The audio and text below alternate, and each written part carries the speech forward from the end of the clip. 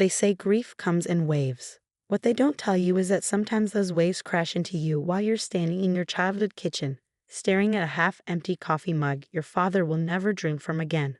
I'm Emily Chen, 35, and 2 weeks ago, I lost both my parents in a car accident. Mom and Dad were driving home from their weekly date night when a drunk driver ran a red light. They died instantly, or so the police told me. I'm still not sure if that makes it better or worse. The house feels different now. Every creak of the floorboards, every tick of the grandfather clock in the hallway serves as a reminder that I'm alone here. Well, not entirely alone. I moved back in 6 months ago when Dad's Parkinson's started getting worse. Mom needed help, and being a freelance graphic designer meant I could work from anywhere. My older brother Michael hadn't exactly volunteered, too busy with his real estate empire in the city. "You should stay with them, he'd said during one of our rare phone calls. "You're single? No kids. It makes sense." The way he emphasized single made it sound like a character flaw rather than a choice. But I'd learned long ago that arguing with Michael was like trying to nail Jell-O to a wall, messy and pointless. So I moved back to the suburbs, into my old bedroom that still had glow-in-the-dark stars on the ceiling. Mom had kept it exactly as I'd left it after college, right down to the Taylor Swift posters and the corkboard filled with high school memories. During those 6 months, I watched Dad's hands shake more with each passing week, helped Mom with the cooking and cleaning, and tried to memorize every detail of their faces, every story they told, every laugh we shared. I didn't know I was creating my last memories with them. The sound of tires on gravel snapped me out of my thoughts. Through the kitchen window, I watched Michael's black Mercedes pull into the driveway, the morning sun glinting off its pristine surface. He'd been surprisingly absent since the funeral, claiming he was handling the paperwork and dealing with the estate. Whatever that meant. The front door opened without a knock. Michael never knocked, not even when we were kids. He walked into the kitchen like he owned it, his expensive suit a stark contrast to my worn jeans and Dad's old Northwestern sweatshirt that I couldn't bring myself to wash because it still smelled like him. "Emily," he nodded, setting his leather briefcase on the counter. "We need to talk." Something in his tone made my stomach clench. I'd heard that tone before, usually right before he announced something that would upend my life. Like when he told me he'd borrowed my college fund to start his business, promising to pay it back with interest. I'm still waiting. "What's wrong?" I asked, wrapping my hands around my coffee mug, seeking comfort in its warmth. Michael pulled out a chair but didn't sit. Instead, he leaned forward, his hands gripping the backrest. "I've been going through Dad's will and other documents," he began, his voice carefully neutral. "There are some things we need to discuss about the house." "What about it?" "Dad left it to me." The words hung in the air between us, heavy and sharp. I stared at him, waiting for the punchline that never came. "That's impossible," I finally managed. "Dad would have told me. I've been living here, taking care of them." "Which we're all grateful for," Michael cut in smoothly. "But the fact remains, the house is legally mine now, and I think it's time we discussed your living arrangements." The meaning behind his words hit me like a physical blow. "You want me to move out?" "I'm planning to sell the house," he continued as if I hadn't spoken. "The market's hot right now, and this neighborhood has really come up in value. The property could easily fetch 7 figures." I felt the room spin slightly. The house had been in our family for 3 generations. Grandpa Chen had bought it in the 1960s when few Chinese families could get mortgages in suburban neighborhoods. Dad had grown up here, and so had we. Every wall held memories, every room echoed with our family's history. "You can't sell it," I whispered. "This is our home." Michael's expression hardened. "It's an asset, Emily, and as the executor of the estate, it's my responsibility to manage it properly." "Show me the will," I demanded, standing up so quickly my chair scraped against the floor. He opened his briefcase and pulled out a document, sliding it across the table. I snatched it up, scanning the pages with trembling hands. There it was, in black and white. "To my son, Michael Chen, I leave my primary residence." "This doesn't make sense," I muttered, reading and rereading the paragraph. Dad would never.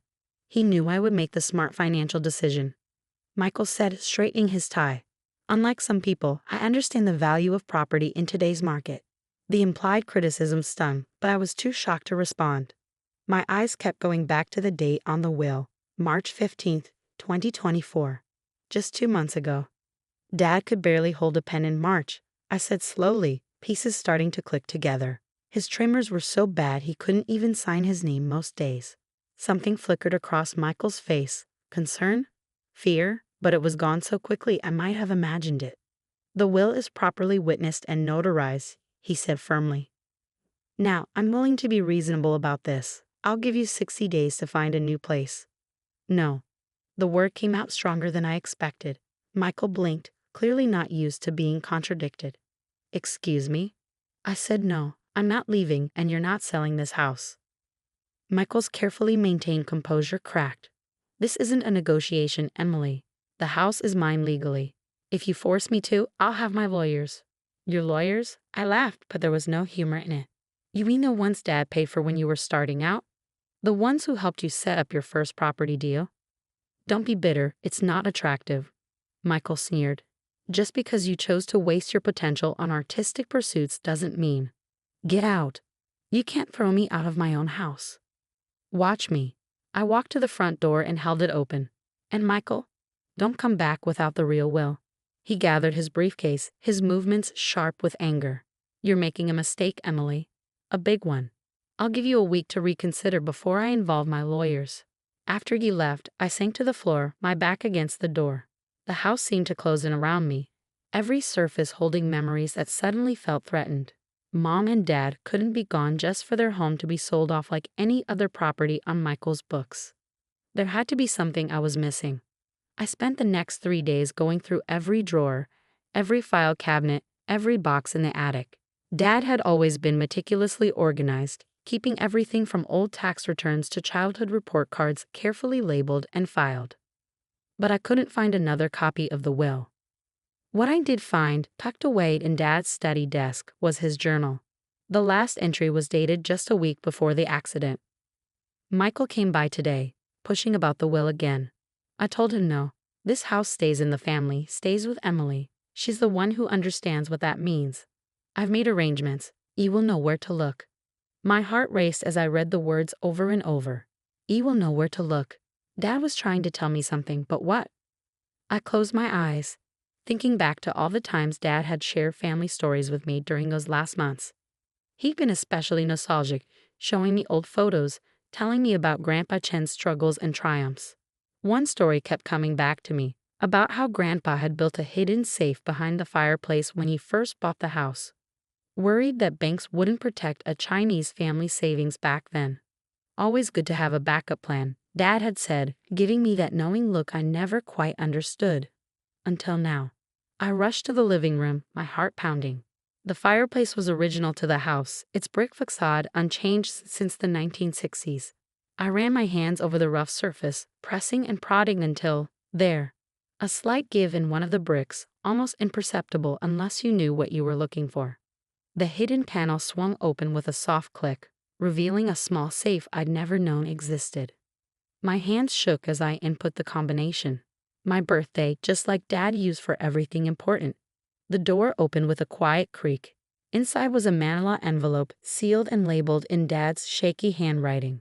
The Real Will 2024.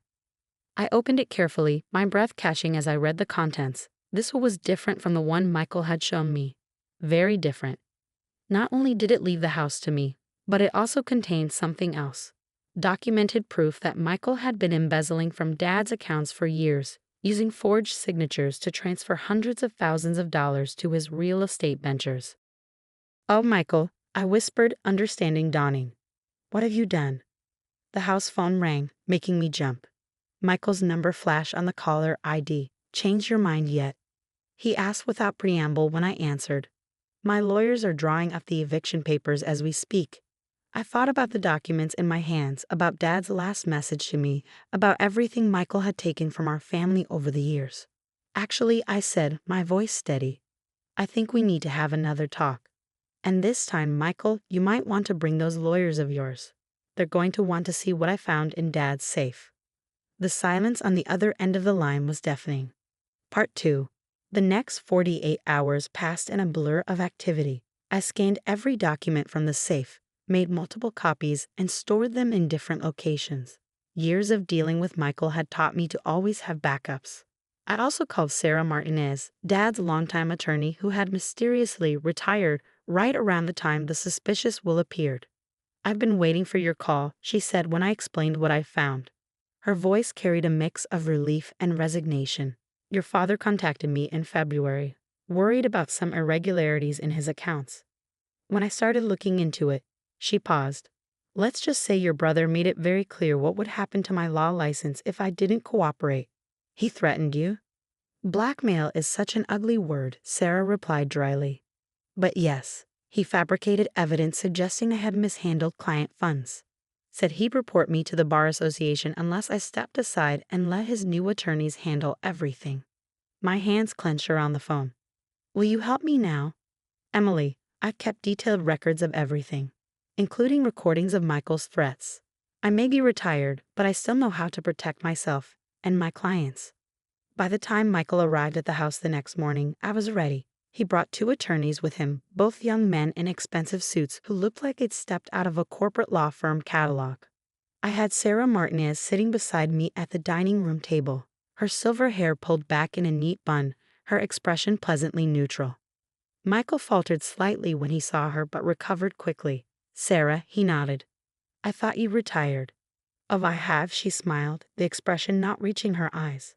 "I'm just here as a family friend, supporting Emily, you know." They sat down, Michael's lawyers arranging their papers with practiced efficiency. "We have the eviction notices prepared," one of them began, but I cut him off. "Before we start," I said, sliding a folder across the table, "you might want to look at these." Michael didn't move to take the folder, but one of his lawyers opened it. I watched their faces as they read, the younger one's eyes widening, the older one's lips pressing into a thin line. Michael's complexion turned ashen as they whispered to him. "Where did you get these?" he demanded, his voice hoarse. "Dad's safe. The one Grandpa built. The one you never knew about because you were too busy making money to listen to family stories." I leaned forward. "It's all there, Michael.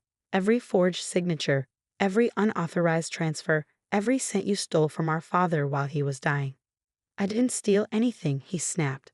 "I was investing in our family's future. Dad didn't understand modern business. Dad understood exactly what you were doing." I cut in. He just couldn't believe his own son would betray him like this. "Want to know what else is in that folder?" "The real will. The one that leaves the house to me and explicitly states that if you contest it, all evidence of your fraud goes straight to the FBI." The silence that followed was absolute. Even the grandfather clock in the hall seemed to hold its breath. "Mr. Chin," the older lawyer said quietly, "I suggest we take a brief recess to discuss." "There's nothing to discuss." Michael stood up so abruptly his chair toppled backward. "This is blackmail." Sarah spoke for the first time, her voice gentle but firm. "No, Michael. This is accountability, something you've managed to avoid for far too long." He turned to his lawyers. "She can't do this. There must be some way to—" "Sit down, Michael." My voice cut through his rising panic. "We're not finished." Surprisingly, he sat. Maybe he saw something in my expression, some echo of Dad's authority that even he couldn't ignore. "Here's what's going to happen." I continued, pulling out another document. "This is a new agreement drawn up by Sarah before her retirement. You're going to sign over any claim to the house. You're going to repay every cent you took from Dad's accounts with interest. And you're going to do it quietly, without involving lawyers or courts. And if I refuse—" I smiled, but there was no warmth in it. "Then every bank you do business with, every investor in your properties, every client you've ever had will receive copies of these documents. How long do you think your real estate empire will last when people learn you built it with stolen money?" Michael's facade cracked. For a moment, I saw the scared little boy he must have been before greed and ambition twisted him into the man sitting across from me. "You destroy me? Your own brother? Like you tried to destroy me, steal my home, erase our family's history." I shook my head. "I'm not destroying you, Michael. I'm giving you a chance to make things right. More than you deserve, really." His lawyers huddled with him in a corner of the room, their whispered conversation intense. Sarah squeezed my hand under the table. Finally, Michael returned to his seat. "I'll sign," he said, his voice hollow. "But I want something in return." "You're not really in a position to negotiate. Just don't tell Mom's family. Please, they don't need to know about any of this." The request surprised me. Michael had never seemed to care much about our mother's relatives, rarely attending family gatherings on that side, but looking at him now, I saw something I hadn't expected: shame. Fine, I agreed. As long as you honor every part of this agreement, what happened here stays between us. The next hour was spent signing papers, transferring accounts, making arrangements for repayment. When it was done, Michael stood to leave, his shoulders slumped in defeat. Emily, he paused at the door. I convinced myself I deserved it all, that I was smarter, worked harder, knew better than everyone else. I didn't think about family. I finished for him. About trust. About the fact that success doesn't mean anything if you destroy everyone who loves you to get it. He nodded, unable to meet my eyes. Goodbye, Michael. After they left, Sarah helped me pack up the documents. Your father would be proud, she said softly. He always said you were the one who truly understood what family means. I looked around the living room, at the photos on the wall spanning 3 generations of Chens.